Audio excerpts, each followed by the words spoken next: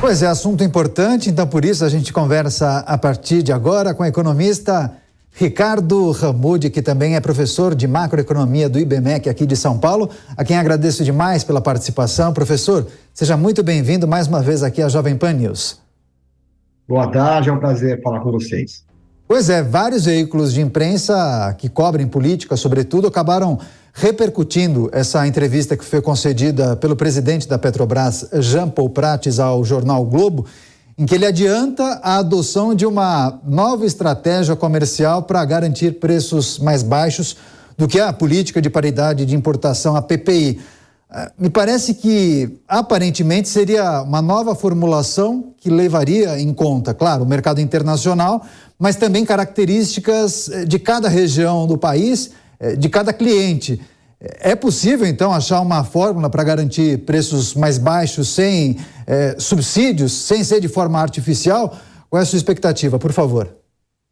Olha, por enquanto, como o preço do petróleo caiu no mercado internacional, é mais fácil que o preço da Petrobras caia para os seus clientes. Porém, o que é preocupante é essa sinalização que agora o mercado internacional é apenas uma referência.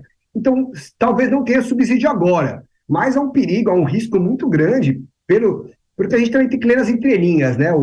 É claro, né? A Petrobras está na Bolsa, né? Uma empresa de economia mista, então ele não vai falar, olha, a gente vai começar a subsidiar como já foi feito. Mas algumas coisas, agora antes da reportagem, estava falando que eles estão pensando em aumentar o refino, tem que voltar a ideia de conteúdo nacional. Para mim, esse sinal que pode reduzir agora não é tão preocupante, mas algumas falas me parecem me trazer de volta um pesadelo que a gente viveu aí, né, com a Petrobras até 2016. Né?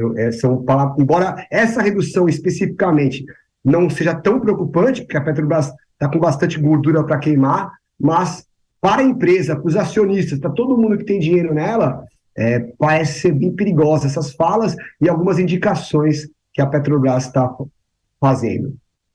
Jean Paul Prates, é importante lembrar, é político, mas também é um especialista no mercado de petróleo, gás e energia. E nessa entrevista me chamou a atenção porque ele fez uma crítica direta ao governo anterior, à gestão anterior da Petrobras, que defendia um Estado menor e que acabou vendendo várias refinarias, né? Ele disse que se a Petrobras continuasse nessa toada, a empresa daria lucro por uns 8 anos, mas depois fatalmente iria encolher.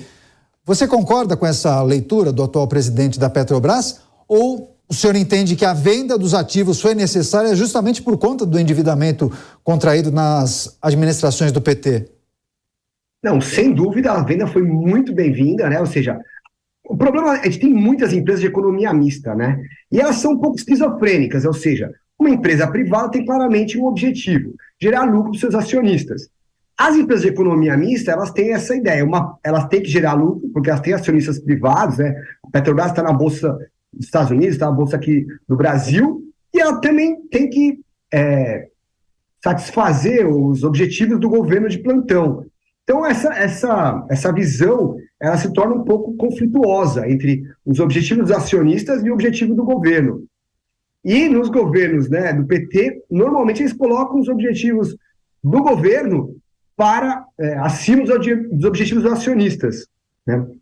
A gente observou. Outra coisa que é muito perigosa é a ideia, né? Agora está toda essa discussão dos juros, né? Ou seja, vamos reduzir os juros da marra e a inflação ainda alta. Eu tenho muito medo que se use a Petrobras para que manter essa inflação mais baixa, para que o governo consiga reduzir os juros da marra, force, né, ou pressione demais o Banco Central. Então, que a gente viu o desato que foi essa política, né, segurar os preços e, de repente, quando você tem que subir, essa inflação volta com tudo, né. Então, porque uma hora, nós somos acionistas, mesmo que não tenha ações da Petrobras, também é acionista, né, porque ela é parte estatal. Então, todos nós, se tiver um rombo, a gente vai ter que cobrir, né, o Tesouro, que somos todos nós, né, o Tesouro vai ter que pagar, e a gente vai ter que pagar. Então, assim, como eu falei, a gente tem uma margem agora, a Petrobras tem uma margem para cortar agora os preços, porém, vamos perceber, vamos olhar com muita atenção nos próximos meses o desenrolar disso, né? Se voltar, bom, vamos aumentar o refino a qualquer custo, vamos comprar coisas que tinham sido vendidas, vamos começar a dar prioridade para algumas empresas, alguns amigos do rei, e vamos segurar o preço da Petrobras para não ter um impacto na inflação. Olha, o caminho a gente já sabe o que vai acontecer, né? Talvez não seja no mesmo grau que aconteceu em 2015, 2016, mas a gente sabe que vamos ter problemas no futuro.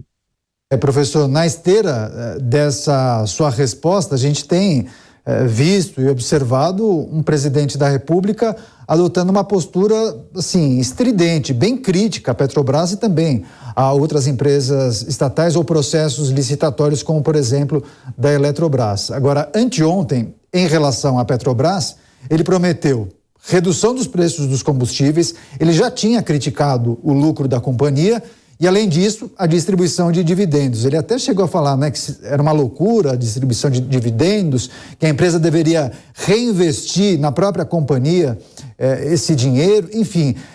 Que avaliação é possível fazer? Esse é o papel do presidente da República? Quais podem ser as consequências dessa postura de um líder do país, de um presidente da República? Isso passa necessariamente pela desvalorização dos papéis da própria companhia, né?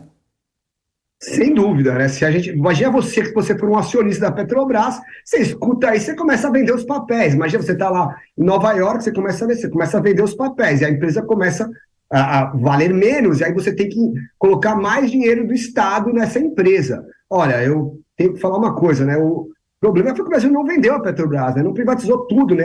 Alguns grupos dentro do governo passado não permitiram que a Petrobras fosse vendida. Deveríamos ter aproveitado, né, que existia depois daquele desastre que foi 2015, 2016 para a economia do país, a gente devia ter aproveitado esse momento.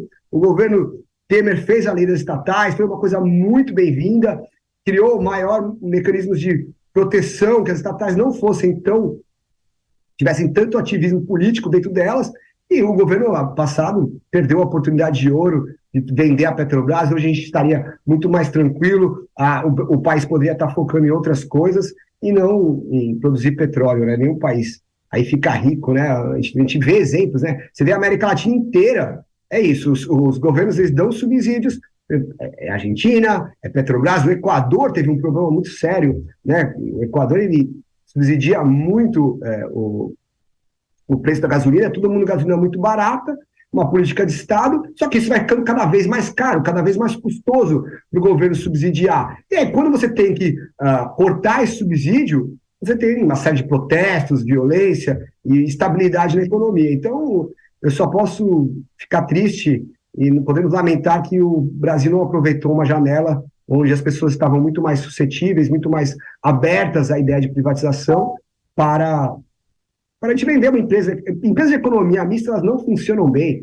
Como eu falei, elas acabam tendo dois objetivos, e você não sabe qual objetivo que você deve seguir. Ou seja, eu quero saber aí, todo mundo está ouvindo, né? Qual o objetivo da Petrobras?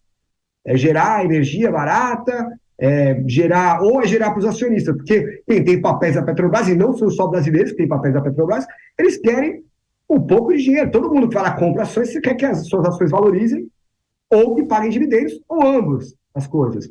Então, se eu tivesse ações da Petrobras, ficaria muito preocupado reclamando de quantos dividendos a empresa está pagando, né? Uma empresa só não deve distribuir dividendos se ela pode investir e ter um retorno ainda maior.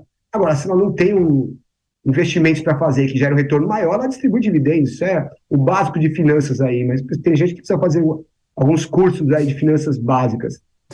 Perfeito, eu quero agradecer demais a participação do professor de macroeconomia do IBMEC e também economista Ricardo Ramude. Em destaque, claro, a situação da Petrobras, a possibilidade de adoção de uma nova política de preços e também as perspectivas para esse mercado de petróleo e gás. Professor, muito obrigado, grande abraço e até a próxima. Grande abraço, boa tarde a todos.